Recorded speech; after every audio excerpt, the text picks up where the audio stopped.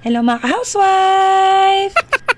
Maaga akong nagising ngayon. Gusto daw kasi magbaon ng husband ko. Kaya sabi ko, sige, baonan kita. Ang sabi niya, kahit daw itlog na maraming sibuyas na puti at kamatis, okay na daw na baon niya. So ayan, nagsaing muna ako, tapos nag-air fry ako ng ham at Hungarian sausage. Tapos sabi niya yung egg na maraming sibuyas at kamatis, kaya sabi ko, eto na, your wish is my command, or your command is my wish. Niready ko na rin yung mga baunan niya. Yan lang ang pwede niyang mabaunan kasi yung iba na sa ref. Ayan, pag-check ko ng oras, 4:15 na, sakto narinig ko, bumangon na rin yung husband ko at naliligo na. So, habang hinihintay kong maluto ang aming rice, binuksan ko muna yung main door namin para ma-check ko ano itsura sa labas. So, ayan, pag open ko, bumungad sa akin yung napakalamig na hangin at madilim pa talaga sa labas ito mga ka-housewife. Sakto yung gamit kong cellphone, yung luma kong cellphone na hindi ganun kaganda ang quality. So, okay na yan. So, pag-check ko ng rice namin, medyo malapit na siyang maluto.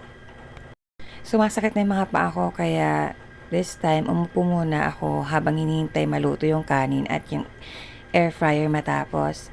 And then, pagkaupo ko, sakto naman tumunog itong air fryer, tapos na siya. Nakailang set ako nito para sure na luto yung sausage kasi nga makapal yun. Sakto naman ay naluto na yung kanin, so pwede ko na ilagay sa baon na ng aking husband.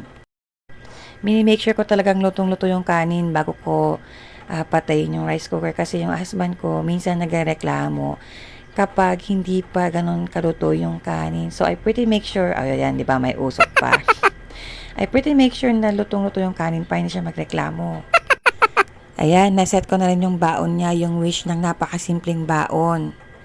After ko may lagay yung mga yan, hinugasan ko na rin yung mga pinaglutuan ko, mga nagamit ko habang nagluluto ako para walang ipis dito sa bahay. Ayan, ready na ang kanyang baon. Nahatid ko na rin siya sa labas at yan, pinatay ko na yung mga ilaw kasi akyat na rin ako. Maaga pa naman kaya pwede pa akong matulog ulit. Mini-make sure ko talaga nakapatay lahat ng ilaw, pati masaksakan bago ako umakyat kasi overthinker ako.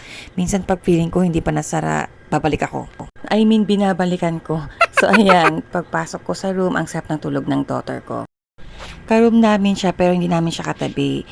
Tapos ang lawak ng higaan niya kasi malikot siya matulog parang clock. Nagbihis lang ako saglit tapos mag-CR. After ko mag-CR, matutulog na rin ako mga housewife. Tapos, nagsusuot pa rin pala ako ng binder pag natutulog lang kasi pag nakahiga ako, minsan kumikirot yung CS ko. And then, mga 5:30 AM, nag-message yung husband ko na sa office na daw siya. Matulog na rin ako mga ka-housewife. Thank you for watching. Have a nice day. Bye!